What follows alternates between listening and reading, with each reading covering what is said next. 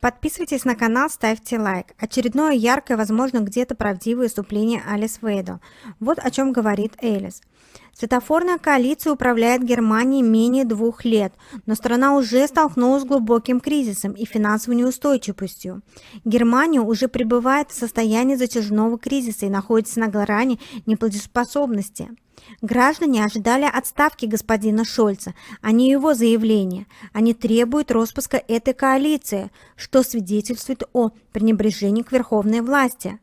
Канцлер, отказывающийся признать свою причастность к налоговым махинациям, и экономически неопытный министр экономики вызывает недовольствие. Министр иностранных дел тратит крупные суммы на визажисты и допускает дипломатические ошибки. Министр финансов предлагает бюджет, нарушающий Конституцию и направленный на поддержку непродуктивных программ. Он также планирует отменить правила ограничения долгов.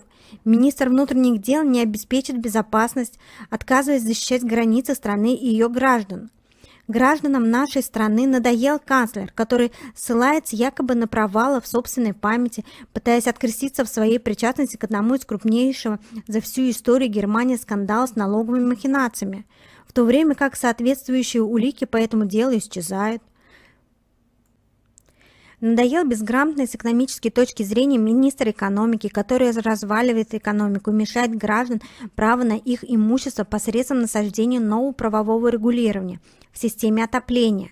Им надоел министр иностранных дел, им надоел министр финансов, политик СВДП, который утверждает план бюджета, противоречащий Конституции и нацеленный на то, чтобы финансировать дальнейшее плавание этого корабля дураков под зелеными парусами, а также собирается отменить правила долгового тормоза. Им надоел и министр внутренних дел, который сам является главной угрозой безопасности, поскольку не желает защищать границы нашей страны и ее граждан, говорит Элис. Действия этой коалиции, стоящей у руля правительства, явно противоречат здравому смыслу, реальным потребностям граждан и их благополучию. Они также нарушают принципы нашей Конституции. Сейчас мы сталкиваемся с самым серьезным экономическим кризисом с момента создания Федеративной Республики Германия. Процесс деиндустриализации находится в полном разгаре, и наша страна переживает волну банкротств. Это происходит из-за вашей политики и действия вашего министра плановой экономики, а также вашей стратегии субсидирования перехода к альтернативной энергетике и борьбы с изменениями климата. Вмешательство в экономику приводит к росту цен на энергоресурсы и предоставлению субсидий отдельным отраслям промышленности, оставляя средний класс в условиях непомерно высоких тарифов на энергию в состоянии подвешенности. Кроме того, ваше решение ввести налог на выбросы углекислого газа, транспортные пошлины лишь увеличивает рост цен. Постоянное вмешательство государства напрямую приводит к концентрации компаний, а средний класс и пенсионеры становятся жертвами вашей политики. Вы даже не сдерживаете своего обещания о неповышении НДС для предприятий общественного питания, что наносит смертельный удар индустрии ресторанного и гостиничного бизнеса. Введение вами гражданского пособия лишь усугубляет текущий социальный кризис. Ваша политика наказывает трудолюбивых людей, что приводит к тому, что высококвалифицированные работники из различных секторов предпочитают оставаться безработными и получать пособие, чтобы избежать уплаты все возрастающих налогов и сборов. Работающий человек оказывается в сложном положении, поскольку его усилия уже не приносят пользу ему самому и его семье, а лишь служат источником обогащения для тех, кто несет ответственность за свои действия во всем мире. Невероятно, но факт: 62% семей, получающих гражданское пособие, не являются гражданами Германии. Данное пособие становится лишь прикрытием для различных махинаций. Оно привлекает мигрантов, словно магнит, создавая миграционный кризис, который подталкивает нашу страну к краю катастрофы. В этом году только число заявлений на предоставление убежища и процедуры воссоединения семьи составляет почти 500 000 человек, что обходится нам в 50 миллиардов евро ежегодно. Вы размещаете эти массы людей в роскошных отелях и устраиваете их в дома престарелых, в то время как обычные люди и пенсионеры едва сводят концы с концами. Тем не менее, вы оставляете двери широко открытыми, надеясь, что сможете снова успокоить народ своим бесплодным акционизмом. Однако граждане на собственном опыте убеждаются, что неконтролируемая массовая миграция продлила всеобъемлющий кризис в сфере обеспечения безопасности. Среди немцев в 4 раза больше тех, кто становится жертвами, чем среди мигрантов. Растет число преступлений, а также количество преступников, являющихся гражданами других государств. Для женщин общественное пространство стало зоной риска, которую они предпочитают избегать.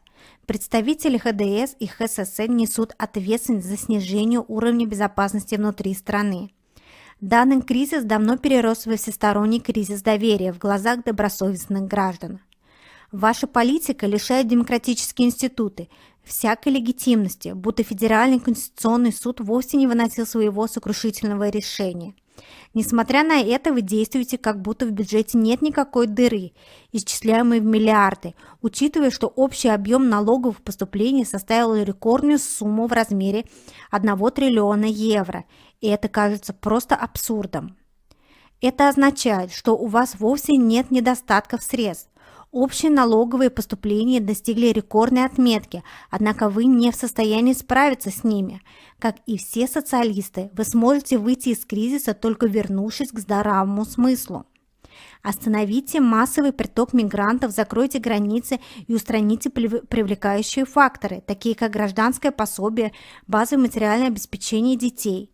Прекратите раздачу паспортов и предоставление вида на жительство. Упраздните климатические фонды и положите конец политике перехода на новые виды энергии и транспорта, на которых уходит огромное количество денег. Сократите размеры взносов в Европейский Союз и продвигайте либеральные реформы в Европейском сообществе государств. Это позволит сохранить средства для решения острых проблем в нашей стране, таких как снижение налогов и сборов, оказание пособий семьям, стабильные пенсионные выплаты, модернизация системы здравоохранения и строительство жилья. Улучшение качества образования в школах, обеспечение безопасности в центральных городских районах и на границах государства, а также создание сильной армии – все это важные задачи. Однако существует риск того, что текущее правительство может привести страну к финансовому краху, хаосу и дефолту. Поэтому необходимо провести досрочные выборы и сменить текущее правительство, чтобы выйти из этого кризиса. Давайте избавимся от светофорной коалиции, выберем новое правительство для спасения нашей страны. С такой речью вновь выходит Элис Вейдл против действующей власти. Но, несмотря на это и на серьезные проблемы в экономике, вызванные правительственной политикой, а также на бюджетный кризис и угрозу со стороны ультраправых на выборах, социал-демократ Шольц продолжает демонстрировать уверенность и контроль в своих высказываниях и действиях.